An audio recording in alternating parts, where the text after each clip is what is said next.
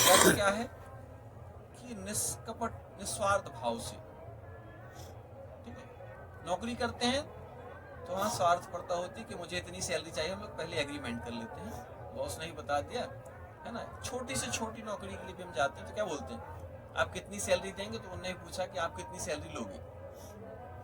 यहाँ पर कर्मण्येवाधिकारस्ते मां फलेषु कदाचन, मैं जो कर रहा हूँ इसका मुझे कोई फल भी नहीं चाहिए। फिर भी जमीन में आपने जैसे कोई सीड डाला, आप नहीं भी चाहो कि ये उगे, तो आपके चाहने से रुकेगा क्या? बीज बीज आपने जमीन में डाल दिया, आप अपने स्वभाव तक बढ़ता जाएगा, अपने आप वो बढ़ेगा। सर ये तो बीज का स्वभाव है। हाँ। उसी तरह से मानव का स्वभाव है तृष्णा और अर्थ। हाँ। तो ये जो अर्थ की तृष्णा है, उत्पन्न होने का सोर्स क्या है और खत्म करने का उपाय क्या है? देखिए, ये मानव प्रवृत्ति की बात है आपने जो की जी। ये मानव प्रवृत्ति जो है प्रकृति प्रदत्त है जी। इसको अगर मैं कहूँ कि मैं लालची नहीं हूँ, तो मैं अगर अपने आप के ऊपर इस बात को कहूँ तो ये मेरा मूल तत्व नहीं है, ये मेरी मूल प्रकृति नहीं है। आप यदि सरल हैं तो ये आपकी प्रकृति, मूल प्रकृति किसकी देन है? आपके अंदर ये जिज्ञासा आ रही है, कहाँ से आ रही है?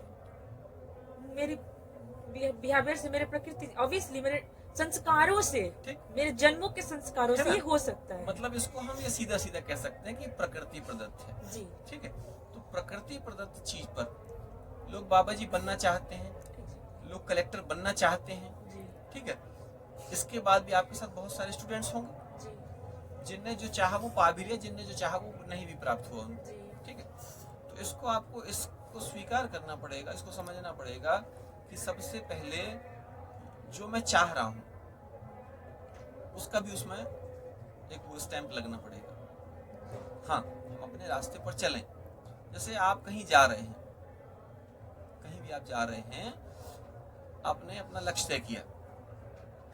जब आपने अपना लक्ष्य तय किया तो आप किसी फ्लाइट में बैठे या ट्रेन में बैठे, इस बात के लिए आप बिल्कुल विचार नहीं कर सकते कि ट्रेन कहाँ पर आपकी लेट हो जाती है, फ्लाइट आपकी कहाँ पर कैंसिल हो जाती है। आपको अपने लक्ष्य पर तो काम करना है।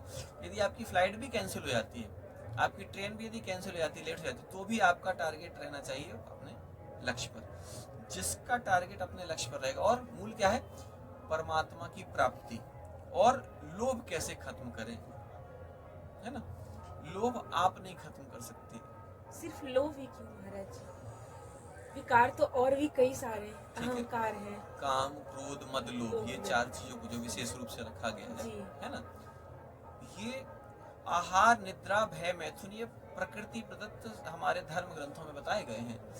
इनको रोकन, भूख आपको लगेगी ही, आहार आपको चाहिए ही, ठीक। इसके बाद में भय, आहार, निद्रा, इसके बाद नींद, आप नहीं चाहो तो भी नींद आती है आपको, ठीक है। आहार, निद्रा, भय, डर, डर आपको लगेगा ही, भले वहां पर ऐसी कोई चीज नहीं हो। अभी लाइट बंद कर दी जाए तो लगेगा यार थोड़ा जो है, अगर आपको जरा सा भी आभास हो तो भय भी एक ऑटो जनरेटेड जो है, उसको खोने का भी भय है ना, कई चीजों का भय ना, मान सम्मान, यहाँ मेरा अपमान ना हो जाए, ये चीज मुझसे छूट ना जाए, है ना।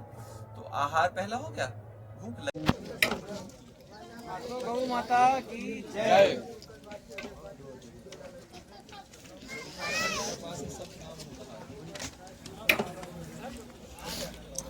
भर पेट खाइए, फेंका ना जाए, बस सब आपका ही है। परोसने वाले भी आपके, भोजन भी आपका, बनाने वाले भी आपके।